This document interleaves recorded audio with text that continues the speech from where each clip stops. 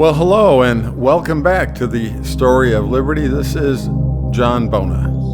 In the main reading room above the figure of history, you will see one God, one law, one element, and one far-off divine event to which the whole creation moves.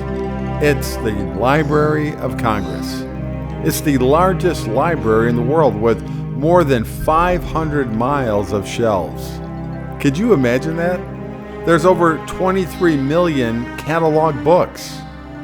There's an enormous classification system, music, bound newspapers, pamphlets, technical reports, and other printed materials.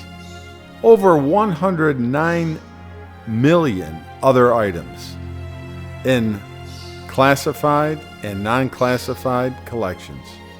There's over 150 million items in total. The Library of Congress was established in April of 1800 when President John Adams signed an act of Congress providing for the transfer of the seat of government. It moved from Philadelphia to the new capital, Washington, D.C. Part of the legislation appropriated $5,000 for the purchase of such books as may be necessary for the use of Congress and for fitting up of a suitable apartment for containing them. Books were ordered from London, and the collection, consisting of about 740 books and only 3 maps, was housed in the new capital. Its purpose was to help the legislators write laws. The Library of Congress is the research library of the United States Congress. It's the National Library of the United States of America, the oldest federal cultural institution in our country. It's located in 4 different buildings in Washington, as well as a smaller library in the Packard campus in Culpeper, Virginia. There's numerous statues and plaques that reference the Holy Scriptures and the Judeo-Christian faith. There's a bronze statue along the gallery that includes Moses and St. Paul. Beautiful bronze statues. My old friend James Hudson headed up the manuscript division for many years. There was a period of tough times in the mid-19th century for the Library of Congress, but it began to grow rapidly in size and importance right after the Civil War, culminating in the construction of these beautiful buildings.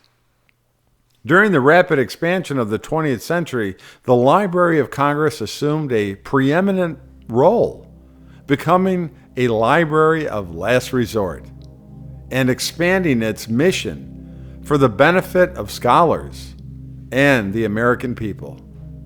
During the War of 1812, the British set fire to the Library of Congress. Within a month, former President Jefferson ordered his personal library as a replacement.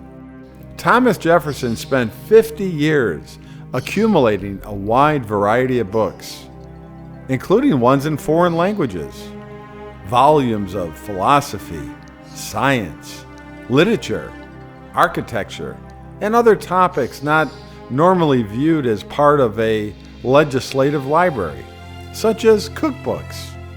There's cookbooks in the Library of Congress.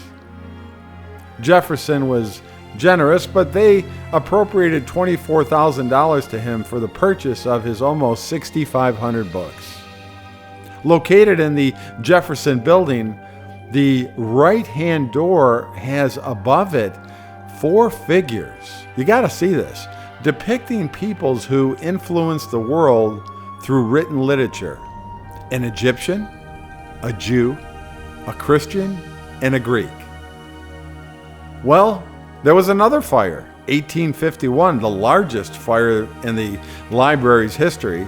It destroyed 35,000 books, gone forever. About 2/3 of the library's 55,000 books. Well, President Fillmore, he did what he could do to help him and his cabinet. They formed a bucket brigade to help extinguish the flames. In 1897, the Library of Congress relocated to its present site just east of the U.S. Capitol building. And now it consists of 3 massive structures. The library's mission is researching inquiries made by Congress through Congressional Research Service.